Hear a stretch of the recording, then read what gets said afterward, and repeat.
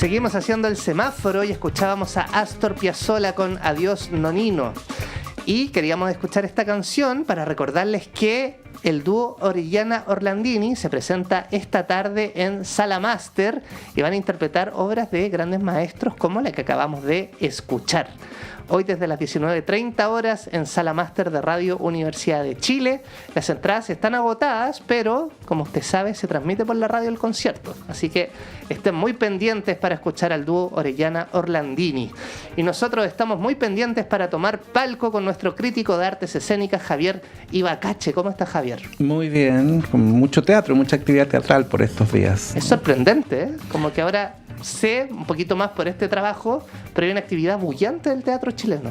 Sí, creo que es un buen indicador de que el teatro chileno es muy dinámico, muy activo y que hay un compromiso por parte de quienes están en este sector por seguir sorteando distintas contingencias, pero pese a esas contingencias, seguir haciendo teatro. Y creo que el teatro siempre es por lo menos en mi impresión, es que es un buen barómetro para mirar lo que está pasando en la sociedad o lo que no está pasando, ¿no?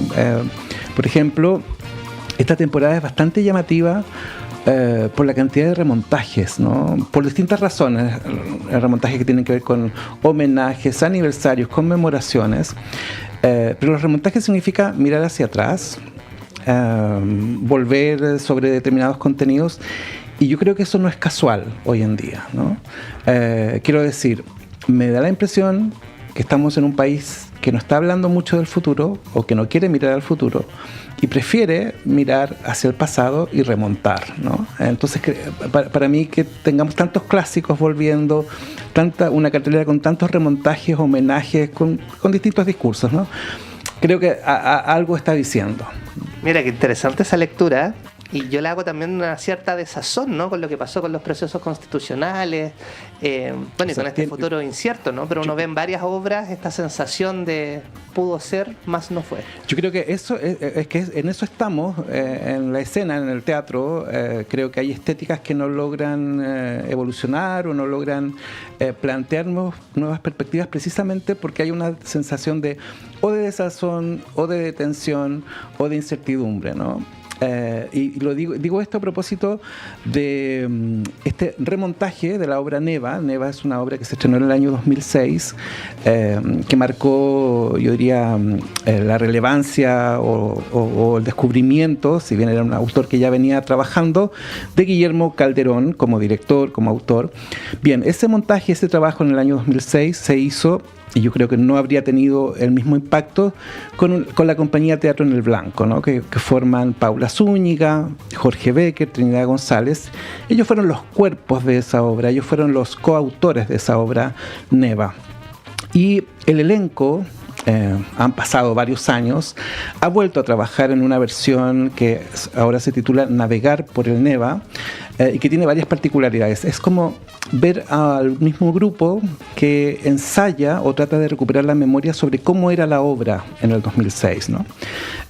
Se integra esta vez el músico Tomás González a escena, y hay también el testimonio de lo que ha pasado particularmente con Jorge Becker, quien hoy en día, él, por razones de una enfermedad, digamos, de una afección, dejó de actuar, él tuvo parálisis, y eso ha significado que volver a actuar es ver a un actor que está en un estado de recuperación, ¿no?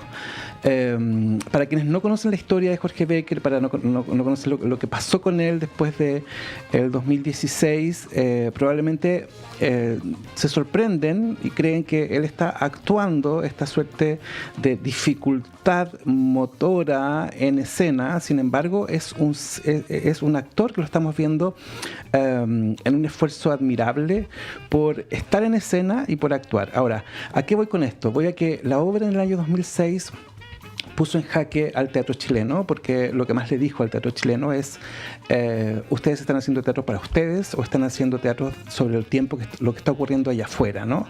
La obra ocupa la figura de Chekhov, de la viuda de Chekhov, en fin, y vuelve hoy en día, en el 2025, a remover, yo diría, del mismo modo en torno a la pregunta por el sentido de hacer teatro, ¿no? Pero con una sensación de desazón, precisamente, la desazón que significa que Trinidad González, Paula Zúñiga, Jorge Becker, ya saben lo que ocurrió después del 2006. La obra del 2006 hablaba de una revolución que está ocurriendo allá afuera, ¿no? Y hoy es inevitable leer esta obra teniendo a la vista el estallido social, el compromiso o el rol que quiso cumplir el teatro, cómo fracasó, digamos, probablemente ese movimiento. Entonces la obra adquiere otra dimensión, y creo que ahí hay un valor muy significativo para volver a ver quienes tuvieron la oportunidad de verla en el 2006, o para redescubrirla por quienes no hayan tenido la ocasión de ver en escena esta obra. O sea, creo que es un trabajo que habla como pocos de lo que está ocurriendo hoy en día con esta sensación, digamos, de desazón. Y está reponiéndose, ellos ya han tenido 2 temporadas, está reponiéndose desde esta semana en el Teatro de la Universidad Católica. Va a estar hasta el 5 de julio. Así es que yo creo que es una de las reposiciones, remontajes relevantes de esta temporada. De miércoles a sábado a las 20 horas en la sala Ana González. Interesante resaltar, porque suele ser de jueves a domingo las temporadas, pero un miércoles puede ser un gran día para ir al teatro también. Así es, navegar por el Neva, bueno, qué decir de las actuaciones de Trinidad González, de Paula Zúñiga, ver a Jorge Becker. Como la performance que él hace es muy conmovedora, y preguntarse por lo que ha pasado en el país desde el 2006 hasta ahora, el rol que ha cumplido el teatro, cuán visionario fue este texto de Guillermo Calderón y cuán valioso es el trabajo de esta compañía, ¿no?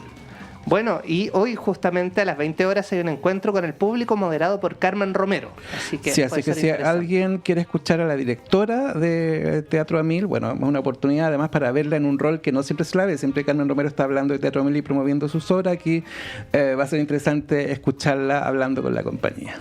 Bueno, y yo estoy muy curioso por otra obra que se llama Cocinando con Elvis. Me imagino a Elvis cocinando, pero no sé si estoy muy perdido. Claro, pero mira, aquí también tenemos otro remontaje, ¿no? Cocinando con Elvis es una obra del año 1999 que se estrenó en Chile en el año 2005, 2005-2006, y que ahora se remonta a propósito de los 20 años de Teatro Mori, ¿no? Teatro Mori este año está conmemorando sus 20 años, y como parte de sus actividades de conmemoración ha encargado una nueva versión de un texto que ellos ya habían estrenado cuando abrieron la sala de Bellavista. Esta vez la remontan en el Teatro Mori Recoleta.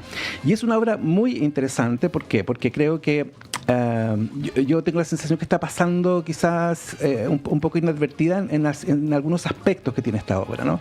Es una obra de un guionista y dramaturgo inglés, y eso creo que ahí hay un matiz importante. Lee Hall escribe en el año 1999 primero un guión para radio, luego se convierte en obra de teatro, pero es un autor inglés hablando de Estados Unidos y hablando del rey del rock, ¿no?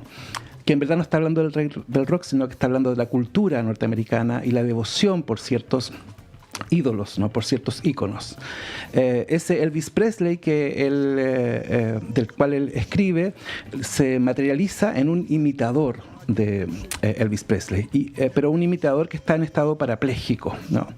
Está en una silla de ruedas. Y la obra lo que nos muestra es cómo el entorno de ese personaje que está parapléjico trata de sobrellevar el cotidiano. Su hija, que cocina, que de alguna manera cataliza a través de